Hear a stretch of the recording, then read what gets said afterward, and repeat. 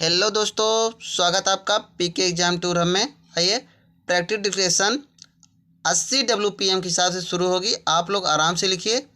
ये मैटर हम आनंद पत्रिका से बोल रहे हैं। आप लोग आराम से लिखिए। लिखने के बाद आप लोग ट्रांसक्राइब जरूर किया करिए।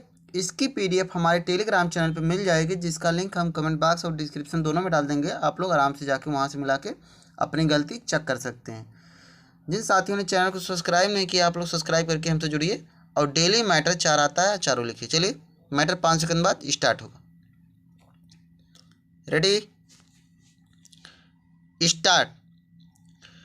महोदय, पहले उद्योगपतियों को स्त्री श्रमिकों के नियोजन में लाभ होता था, किंतु अनेकानेक श्रम नीतियों, सुरक्षात्मक विधानों और अतिरिक्त सुविधाओं के नियमों के फलस्वरूप अब स्थिति परिवर्तित हो रही है। आज स्त्री श्रमिकों को बड़े और पुराने उद्योग में वांछनीय नहीं समझा जाता। ऐसा माना जाता है कि स्त्री श्रम से पर्याप्त लाभ नहीं मिल सका। स्त्री श्रम के विषय में लागू सुरक्षात्मक कानूनों के कारण उद्योगपति स्त्रियों के रोजगार में कतराया करते हैं। स्त्री श्रमिकों को निरुत्साहित करने के पक्ष में उनसे काम नहीं लिया जा सकता। जिन उद्योगों में पहले स्त्री श्रमिकों का नियोजन हुआ था, वहाँ भी उनकी छटनी होने लगी तथा यह कहा जाने लगा कि उन्नत मशीनों के कारण अब स्त्री श्रमिकों की आवश्यकता नहीं रह गई। अनेक उद्योगों में अब योजनाबद्ध रूप से स्त्री श्रमिकों की छटनी हो रही है। तथापि लघु उद्योगों, कुटीर एवं गृह उद्योगों में स्त्री श्रमिकों के नियोजन की संभावनाएं बलवती होती जा रही हैं। बड़े उद्योगों से स्त्री श्रमिकों की छटनी का आधार स्त्री श्रमिकों के लिए लागू सुरक्षा कानून बताए जाते हैं।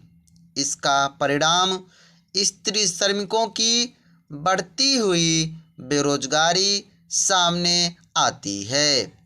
पंचवर्षीय योजनाओं में हथकरघा, ग्रामोद्योग, खादी तथा अन्य कुटीर उद्योगों की व्यापक पैमाने में स्थापना हुई है, जिनमें स्त्री श्रमिकों को रोजगार दिया गया है। वर्तमान की जनगणना के अनुसार प्रति 1000 पुरुषों में स्त्रियों की संख्या 941 थी। जनसंख्या के इस बड़े भाग को कार्य प्रदान करना आर्थिक विकास की एक अनिवार्यता है। यदि स्त्री श्रमिकों के रोजगार को अलाभकर मानकर छोड़ दिया जाए तो इससे जनशक्ति का ह्रास और अनुपयोग होगा। स्त्री श्रमिकों का राष्ट्रीय उत्पादन में एक महत्वपूर्ण स्थान है तथा उनके समुचित उपयोग के लिए रोजगार सुविधाओं का विस्तार करना अति आवश्यक है। यहाँ स्त्री श्रमिकों से संबंधित अन्य समस्याओं की ओर अंगुली निर्देश करना भी अनुचित न होगा।